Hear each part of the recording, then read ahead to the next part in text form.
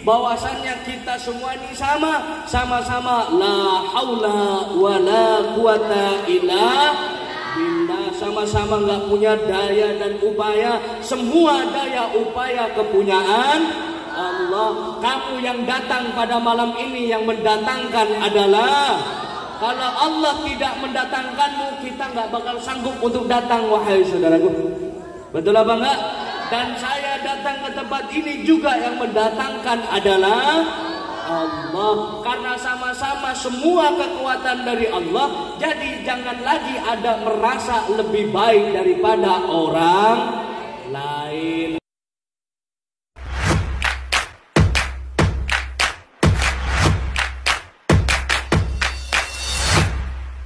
Assalamualaikum warahmatullahi wabarakatuh.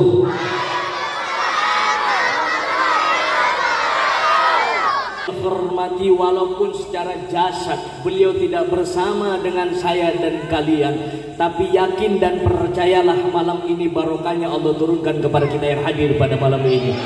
Guru dan orang tua kita bersama, sahibul fadilah wal barokah wal karamah, Aba Kiai Haji Junaidi Al-Baghdadi. Semoga Aba beserta Bu Nyai putra putri cucu menantu berikut santri dan jamaahnya selalu dengan sehat panjang umur. Doanya ditambah-tambah mustajab oleh Allah, dan barokahnya beliau diciprati kepada saya dan kepada kalian semuanya. Amin. Allahumma syukur kepada Allah, salawat serta salam tetap kita haturkan kepada junjungan kita baginda Nabi Muhammad sallallahu alaihi wasallam. Semoga syafaatnya beliau senantiasa Allah limpahkan kepada saya dan kepada kalian semuanya. Amin. Allahumma. Kumpulnya orang semacam ini, perkumpulannya kita pada malam ini bukan kehendak dari kita. Betul apa enggak?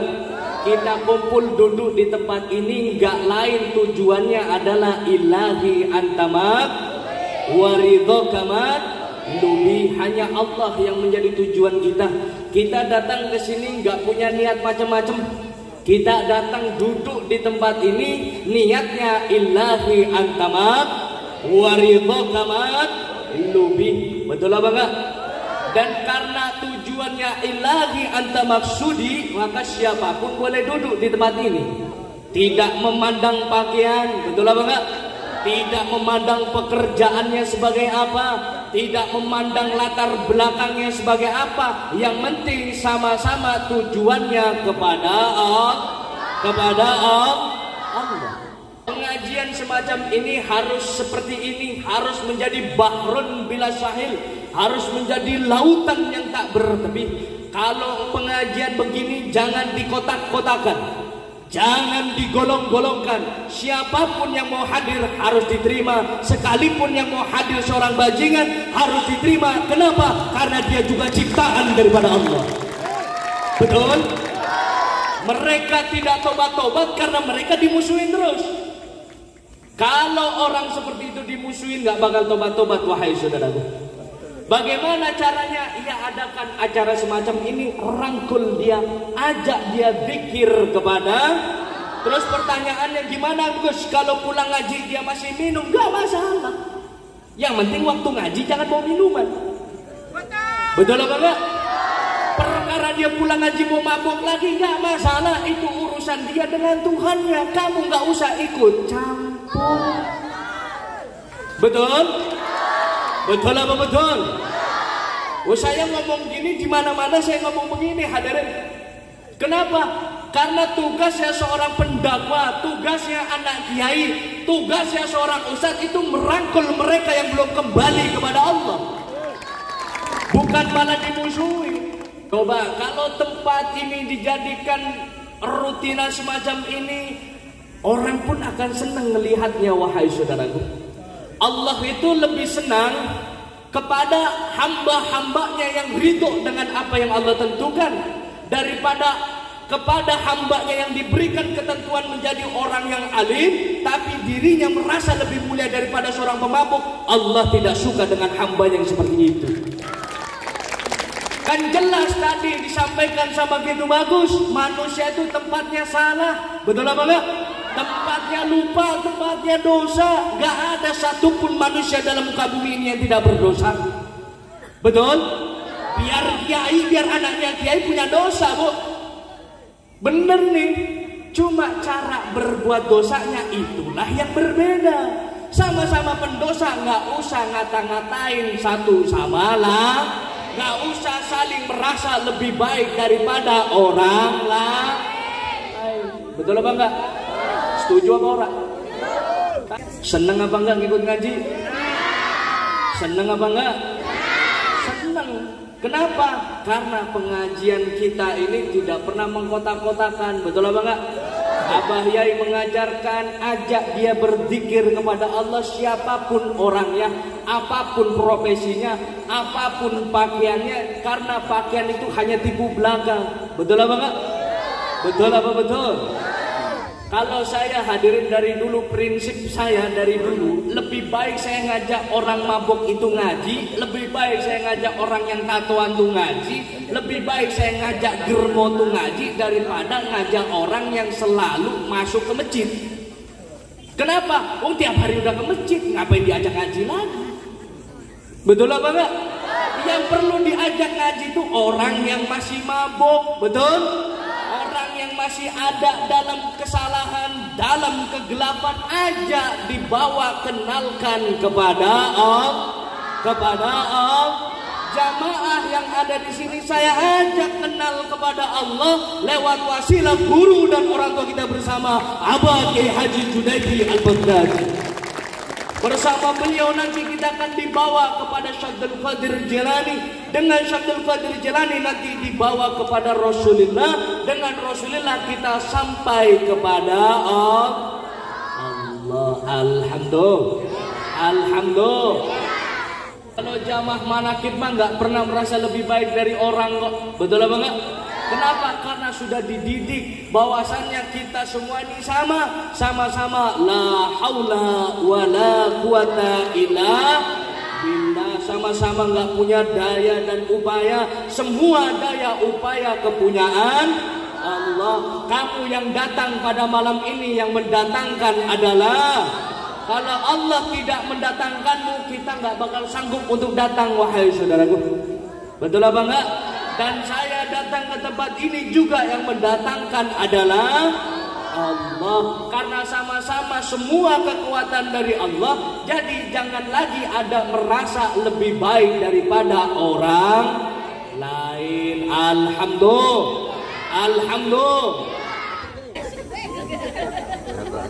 Ini saya datang kemalaman, beneran ini kemalaman saya hadirin.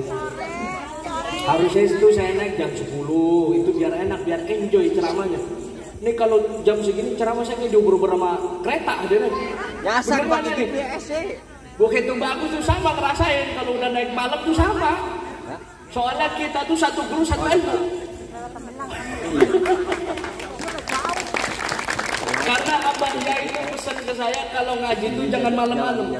Bener ini, paling malam tuh paling mentok jam 12. Dan gitu bagus pun sama, dipesannya sama. Kenapa? Satu guru, satu ilmu. Jadi orang bakal ganggu.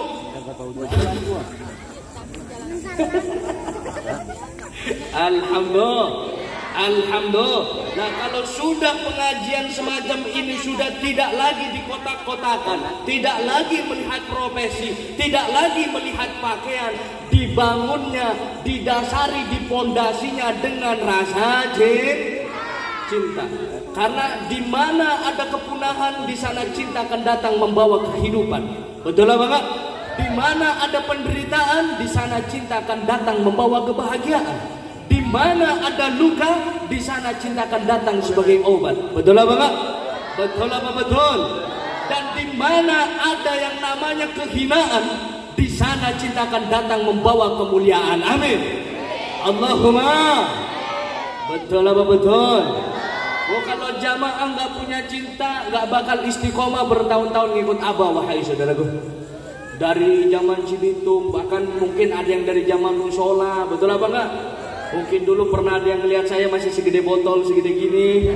Sekarang udah buadak, udah kayak air galon. Ada yang tahu kecilnya saya di sini? Gak usah diceritain, Bu ya. Saya kalau ingat masa kecil tuh malu sendiri, Bu. Iya bener. Alhamdulillah. Jadi kalau sudah seperti ini, dasarnya adalah jin, pondasinya adalah jin, cinta. Kenapa? Karena Allah menciptakan langit, bumi beserta isinya juga atas dasar jin, cinta. Apa katanya Allah? Tidak akan aku ciptakan ciptaan ini wahai Muhammad kalau bukan karena engkau. Kalimat karena engkau di situ maknanya berarti Allah cinta kepada baginda Rasulullah. Makanya kita hidup harus penuh dengan kecintaan. Kalau sudah ngaji dasarnya adalah cinta. Kalau dasarnya ngaji sudah pakai cinta, jadi nggak ada lagi menyesat-nyesatkan orang lain, nggak ada lagi ngata-ngatain orang lain ahli neraka. Betul apa enggak? Betul apa betul? Nggak ada lagi merasa lebih baik daripada orang lain. Betul? Kenapa? Karena yang tahu baik buruknya manusia adalah Allah. Yang tahu tinggi rendahnya derajat seseorang yang menentukan adalah Allah. Kenapa? Ini ada hadirin, satu-satunya wali perempuan itu namanya Robiatul Adawiyah. Beliau itu bekas seorang pelacur, bekas seorang budak daripada seorang raja. Tapi beliau itu sangat cinta kepada yang namanya Allah, kepada Tuhannya. Bahkan dalam syairnya beliau itu bilang begini, ya Allah, jika aku ibadah kepadamu karena aku takut akan nerakamu, maka bukakanlah pintu neraka itu selebar-lebarnya dan tempatkan aku ada di dalam neraka itu. Dan kalau aku ibadah kepadamu karena aku mengharapkan surgamu, tutup pintu surga itu ya Allah. Aku tidak pantas untuk masuk ke dalamnya. Tapi kalau ibadahku karena cintaku kepadamu, maka engkau tahu apa yang terbaik untuk ditempatkan kepada diri. Ini Robiatul Adawiyah. Beliau satu-satunya wali perempuan, padahal bekas seorang pelacur. Kenapa? Karena punya cinta kepada Allah. Dia ridho, dia rela dengan apa yang Allah tentukan. Makanya Allah jauh lebih ridho untuk mengangkat Robiatul Adawiyah. Amin. Allahumma. Jadi kalau kalian yang dipandang rendah sama orang, gak usah kecil hati. Kalau kamu dihinakan oleh orang karena pekerjaanmu, gak perlu kecil hati. Kenapa? Karena yang menentukan hidupmu Allah, bukan cocotnya tetangga. Betul? Sekarang saya tanya, yang menentukan hidupmu Allah atau cocotnya tetangga? Cocok tetangga mah lambat be. Betul? Betul apa enggak? Yang menentukan adalah Allah. Yang penting ketika ada orang yang menghinamu, ada orang yang mencibirmu, ada orang yang memandang rendah kepadamu, jangan punya rasa dendam di dalam hatimu. Kenapa? Justru kamu harus bersyukur adanya orang yang menghinamu, adanya orang yang mencibirmu. Sesungguhnya Allah telah menyiapkan derajat yang tinggi untuk kalian semuanya. Amin. Allahumma. Kenapa? Karena tinggi rendahnya derajat seseorang dari mulut orang yang menghina, dan mulianya seseorang itu dari capeknya. Capek dia istiqomah, capek dia beribadah, capek dia bekerja, mati. Iya baik. Seson tidur. Ini nabobokan.